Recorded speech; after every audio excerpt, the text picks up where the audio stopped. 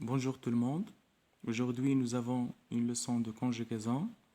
Dans cette leçon, on va voir la conjugaison des verbes au subjonctif présent. Donc, cette leçon va se répartir en deux volets. Premier volet, on va voir les valeurs tout d'abord du subjonctif présent. Ça veut dire quand je peux employer le subjonctif présent.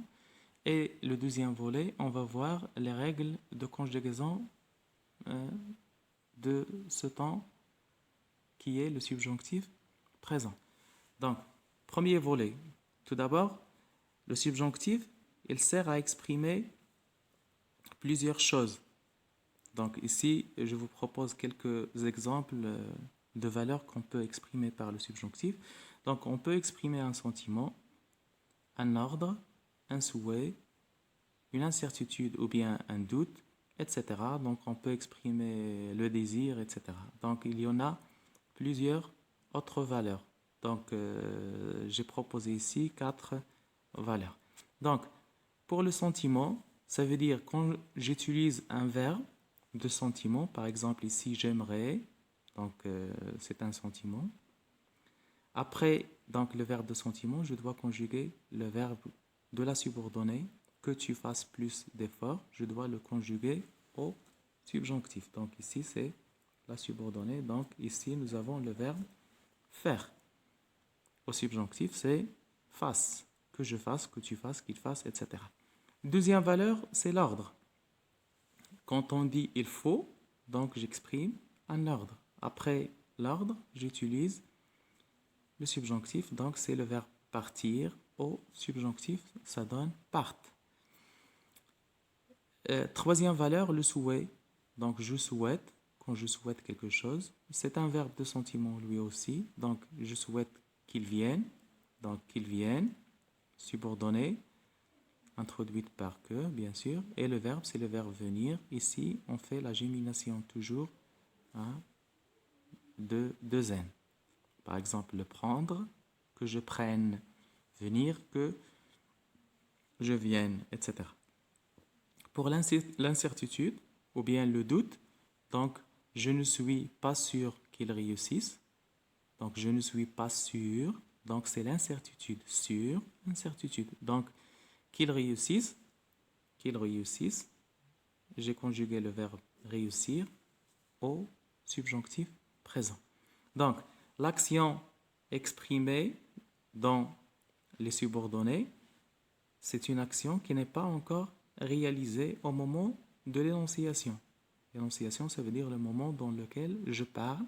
Cette action de quoi je parle, elle n'est pas encore réalisée. Donc, on prévoit sa réalisation dans le futur. Donc, c'est une action envisagée, qu'on envisage de faire. On passe maintenant au deuxième volet de la leçon, c'est la conjugaison des verbes au subjonctif. Comment on peut conjuguer correctement un verbe au subjonctif. Donc, nous avons une seule terminaison pour les trois groupes de verbes. Donc, E, ES, ENT. Donc, c'est la même conjugaison des verbes du premier groupe au présent. Plus la première et la deuxième personne du pluriel, on doit conjuguer à l'imparfait. Donc, la terminaison que nous avons, c'est E, ES, E, EONS, IEZ, ENT. Donc, les trois premières terminaisons du singulier, plus la troisième personne du pluriel, on doit conjuguer, on doit donner la terminaison du présent de l'indicatif pour les verbes de premier groupe. Et pour le nous et le vous, donc c'est la terminaison de l'imparfait. Donc c'est comme si on va dire que le subjonctif, on a deux temps dans un seul temps, le présent plus l'imparfait. Donc, pour les verbes de premier groupe, nous avons par exemple le verbe parler. Qu'est-ce que je fais?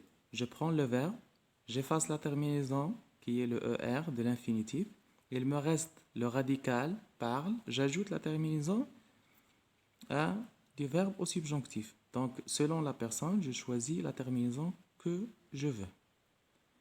Pour les verbes de deuxième groupe, par exemple le verbe choisir, je fais la même chose. J'efface la terminaison de l'infinitif. Il me reste le radical qui est choix. J'ajoute le 2S pour indiquer que c'est un verbe de deuxième groupe. Toujours les verbes de deuxième groupe, il y a le 2S qui apparaît entre le radical et la terminaison. Donc, ça me donne que je choisisse, que tu choisisses, qu'il choisisse, que nous choisissions, que vous choisissiez, qu'il choisisse. Donc, pour les verbes de troisième groupe, ils n'ont pas de règle à suivre. Pourquoi? Parce que le radical change. Le radical change, ça veut dire on ne garde pas le radical. Donc, on peut le transformer soit complètement, soit partiellement. Donc, pour conjuguer le verbe, il faut commencer toujours avec le que qui est une conjonction de subordination. Après, j'utilise le pronom personnel que je veux et je conjugue le verbe. Donc, pour les verbes de troisième groupe, je vous propose ici des exemples. Premier exemple, c'est le verbe prendre. Donc, je dis que je prenne. Le verbe lire, que je lise. Faire, que je fasse. Aller, que j'aille. Pouvoir, que je puisse. Savoir, que je sache. Donc, vous voyez le radical des verbes. Donc, change le radical. Peut changer soit complètement, soit partiellement. Donc, le radical, on ne le garde pas. Donc, regardez par exemple, savoir devient sache. Donc, le V ici, donc on a seulement ça, qui est le radical. Donc, le V, ça fait partie du radical, mais on ne l'a pas utilisé ici. Et on a fait CH à la place. Donc, vous voyez, donc, pour les verbes de troisième groupe, il faut les apprendre. Donc, il n'y a pas de règle à suivre. Donc, il y a des exceptions pour les auxiliaires. L'auxiliaire être et avoir.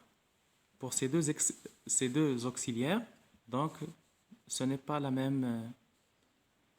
mêmes terminaisons qu'on a vues. Donc, il y a l'auxiliaire être, il y a l'auxiliaire avoir.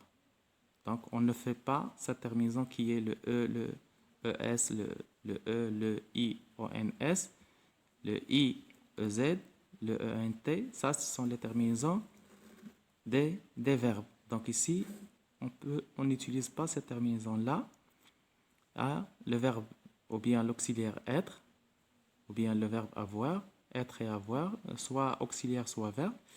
Donc, ils ont une conjugaison spéciale. Donc, que je sois, que tu sois, qu'il soit, que nous soyons, que vous soyez, qu'il soit. Le verbe avoir, que j'ai, regardez la terminaison, comment il est, donc c'est avec E. Que tu es, c'est E, donc ici ça devient T.